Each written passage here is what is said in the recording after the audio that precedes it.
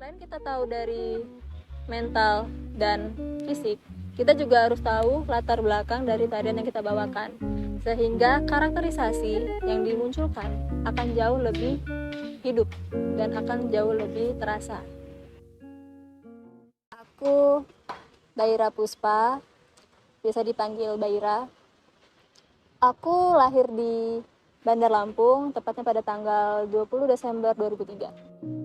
Aku mulai masuk ke dunia tari sejak umur 5 tahun. Aku sudah masuk ke dalam sebuah sanggar tari Bali yang ada di Lampung. Basic pertama aku dalam menari itu adalah tari Bali. Dari kecil, aku sering pentas di pura-pura saat hari raya besar, ikut lomba tari. Dan selama aku menjadi penari itu rasanya asik karena aku menikmati hobiku. Sampai sekarang ini yang berarti sudah sekitar 15 tahun aku mendalami hobiku sebagai penari. Aku cukup banyak menguasai tari Bali. Yang pertama, yaitu ada tari pendet, adalah tarian pertama yang aku pelajari dan aku pentaskan.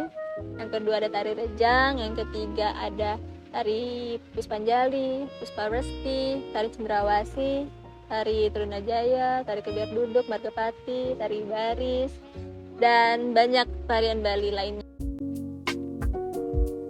Aku pernah menciptakan sebuah karya. Yang pertama koreo duetku, lalu yang selanjutnya adalah koreo tunggal.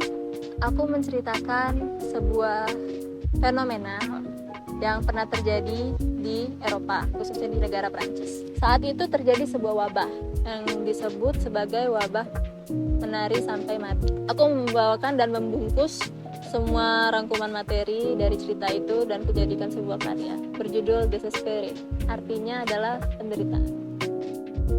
Di karya koreo tunggalku, aku membawakan sebuah karya yang bersumber dari rambutku sendiri.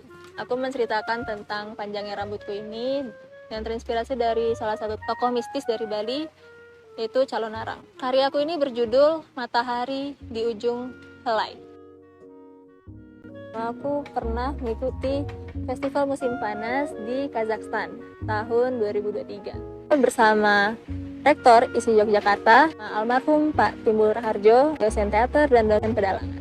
Selanjutnya, aku pernah mendapat juara Lomba Tari Bali Sejawa Sumatera tahun 2019 yang waktu itu diadakan secara online. Aku pernah mengikuti Festival Kesenian Bali di tahun 2018. Aku menjadi pemusik atau penabuh. Di 2019 aku menjadi penari. Aku membawakan tari Bali Lampung. Lalu di tahun 2023 aku membawakan sendera tari baru yang menceritakan tentang Mahasegara, Dewi-Dewi Laut. Aku pernah pentas di Jakarta. Waktu itu aku membawakan sebuah tari nuansa Jawa pada Hari Batik Nasional. Aku pernah pentas di Malioboro, itu dalam rangka memperingati ulang tahun Yogyakarta. Kami mengadakan sebuah pawai. Lalu juga pada saat event Selendang Sutra, aku pernah membawakan sebuah karya di Monumen Serangan Umum Setia. Aku juga sering ikut di dalam sebuah proses tari.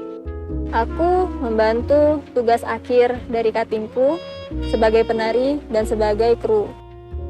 Akhir-akhir ini aku lagi fokus ke ujian akhir semesterku, di mana ujianku ini nggak hanya bersifat praktek, tapi juga ada yang bersifat teori. Nah, di situ adalah tantanganku untuk manage waktu itu. Pagi sampai siang aku fokus ke kuliahku, lalu dilanjut sampai sore aku akan mengerjakan tugas. Lalu biasanya latihan-latihanku itu mulainya malam. Dari malam sampai selesai itu aku akan fokus di latihan. Lalu setelahnya aku istirahat. Aku nggak terlalu keteteran karena yang penting itu bisa manage waktu aja gitu.